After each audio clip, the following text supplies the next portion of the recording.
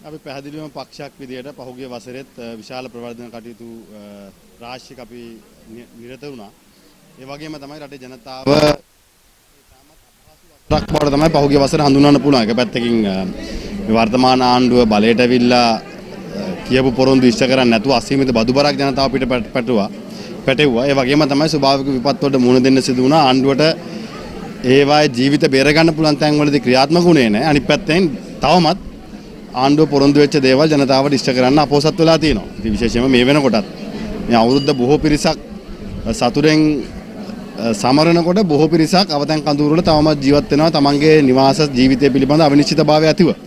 ඉතින් මේ අයට අපි දැක්ක ජනාධිපතිවරයාත් පාර්ලිමේන්තුවේදී ලක්ෂ 50 100 තහඩුවට ලක්ෂ 10 දෙන්න පොරොන්දු වුණා. මම හිතන්නේ මේ කටයුතු කඩිනමින් අඩුම ගානේ මේ අවුරුද්දේ පළවෙනි සති දෙක ඇතුළතවත් මේ ජනතාවට ඒ දෙනවා කියපු සහන් ටික ලබා දීලා ගෙවල් දොරවල් වලට යවන එක තමයි ආණ්ඩුව කළ යුත්තේ.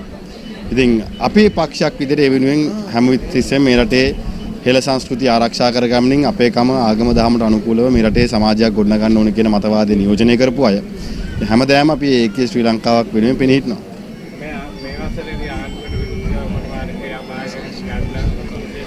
ආණ්ඩුවට විරුද්ධව අපිට කරන්න දෙයක් ඉතිරි වෙලා නැහැ. ඒක ආණ්ඩුව ඇතුළේම කරනවා. මොකද ගංජා වවන්නේ අපේ මන්ත්‍රීවරු නෙවෙයිනේ. කන්ටේනර් පන්නන්නේ අපේ අය නෙවෙයි. කැප් ගෙන්නන්නෙත් අපේ අය නෙවෙයි.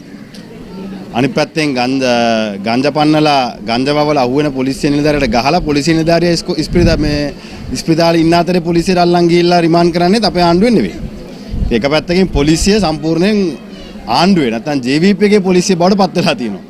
වෙනදා පොලිසිය දැක්කම දුවපු අය අද ඉතින් පොලිසිය තමන්ගේ දේශපාලන යාන්ත්‍රණය බවට පත් කරගෙන තියෙනවා. ඉතින් එදා 88 89 පොලිසියෙන් ගන්න තියෙන වාඩුව අද පොලිසියේ ගෞරවය කෙලසලා ගන්නවා.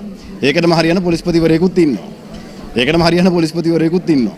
ඉතින් හින්දා මතනේ මේ ආණ්ඩුවට විරුද්ධව විපක්ෂයට කරන්න දෙයක් ඉතිරිලා නැහැ. ආණ්ඩුවේ වල ආණ්ඩුව විසින්ම කපා ගන්නවා.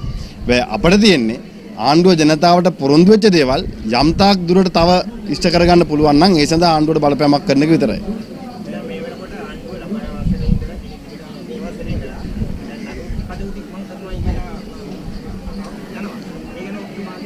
ඒක වෙන්න ඕනේ. ඉතින් විපක්ෂය නියෝජනය කරන മന്ത്രിවරුන්ගේ නඩු ඉක්මන් කරනවා වගේම කන්ටේනර් 323 පන්නපු ඒවත් ඉක්මන් කරොත් හොඳයි. ගංජාහෙන් වවපු മന്ത്രിවරුන්ට නීතිය ක්‍රියාත්මක කරොත් හොඳයි. අර හයියෙන් ගිහිල්ලා පැය 18කට පස්සේ බිව්වද කියලා ඇහුවේ.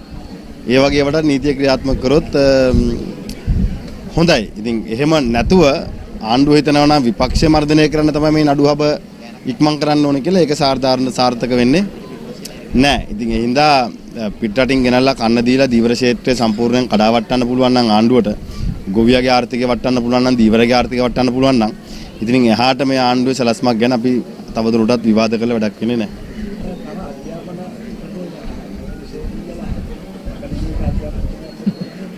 ඒ වෙනසක් ඉල්ලුවනේ. ඉතින් මම හිතන්නේ මේ ආණ්ඩුවට මේ රටේ හෙළ සංස්කෘතියෙන් ඈත් වෙලා එවැනි සංස්කෘතියකට යන්න ඕන කියලා හිතනවා ඇති. හැබැයි ආණ්ඩුව පොරොන්දුනේ විදේශ රටවලින් ආයෝජකයෝ ගේනවා කියලා. ඔය කියන ඒවා ගේනවා කියලා නෙවෙයි. අපි බලාපොරොත්තු වෙන්නේ ලෝක රැකියාව වෙළඳපොළට ගැළපෙන අධ්‍යාපන ක්‍රමයක් හදයි කියලා. ඒක හදන්න ඕනේ. හැබැයි ආණ්ඩුව හිතන් ඉන්න ලෝක රැකියාව වෙළඳපොලේ තියෙන ඔය වෙවෙනි රැකියාවද කියන්න මම දන්නේ නැහැ.